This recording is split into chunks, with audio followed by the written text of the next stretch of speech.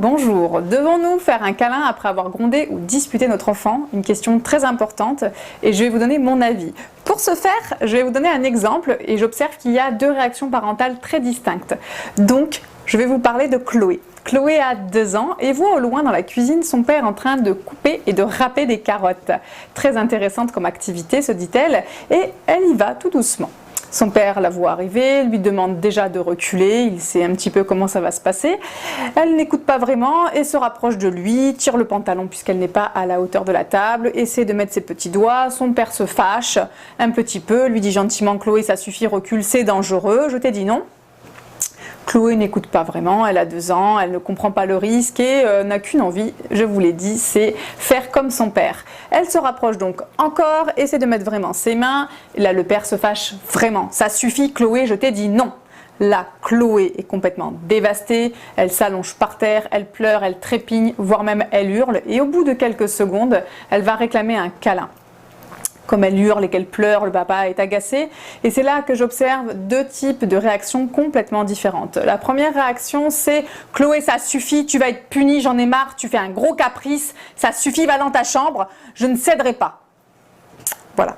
Et dans la deuxième option, le papa va tout lâcher et va venir faire un câlin à sa fille pour l'aider à se restaurer, à s'apaiser. Je pense que c'est important donc, vous l'aurez compris, d'agir sur la deuxième situation, c'est fondamental. Sur la première, nous allons y revenir. La petite fille entend quoi? Elle entend déjà l'émotion du papa qui s'est vraiment transformé, il est très en colère.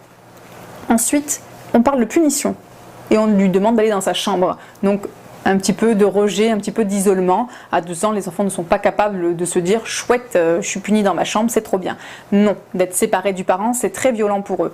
Donc l'enfant n'intégrera pas vraiment vos demandes et va surtout les percevoir comme étant très violentes, mais il ne va pas les percevoir rationnellement comme je suis en train de vous l'expliquer. Il va se passer une tempête émotionnelle dans sa tête et la petite va être encore plus en colère, être encore plus en détresse émotionnelle. Et le parent rajoute aussi « je ne céderai pas ». Le parent bienveillant qui va faire un câlin à son enfant ne va pas non plus céder, il ne va pas non plus donner le couteau et tout ce qui s'ensuit à l'enfant. On est bien d'accord avec ça. Donc ne pas céder, des fois j'ai l'impression, c'est je ne céderai pas à ton chantage affectif.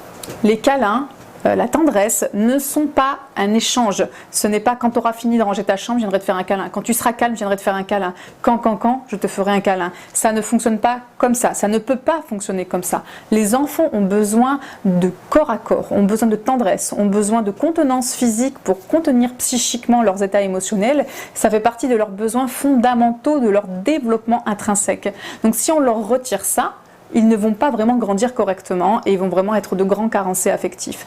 Je pense donc qu'il est important pour moi de vous parler de ça aujourd'hui. Quand un enfant vous demande un câlin, il est important et intéressant d'y répondre le plus vite possible pour justement apaiser votre enfant. N'oubliez pas que la colère sécrète l'hormone du stress, le cortisol, qui va endommager les neurones du cerveau, du cœur et des intestins. Donc je pense qu'il est important d'agir au plus vite dans ces tempêtes émotionnelles qu'a le tout petit. Je rappelle aussi que le cerveau humain finit sa maturité totale à 25 ans. Donc n'attendez certainement pas d'un petit bout de chou de 2, 3, 5, 7, 10 ans, 15 ans de pouvoir tout comprendre de ces états émotionnels et de fonctionner comme vous. Ce n'est pas possible. Je vous remercie de m'avoir écouté. N'hésitez pas à vous abonner à ma chaîne YouTube. À bientôt.